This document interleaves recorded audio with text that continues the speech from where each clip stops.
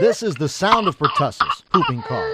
This is an epidemic. Long Beach Health Officer Dr. Mitchell Kushner says the epidemic is mostly in school-aged children and starts off simple enough with a cold and cough. But anything that becomes very significant, a cough that becomes deeper with that characteristic whoop, or that is persistent more than a few days, going into a week, should definitely see their provider immediately. It can be dangerous in infants, and it can be treated with a course of antibiotics.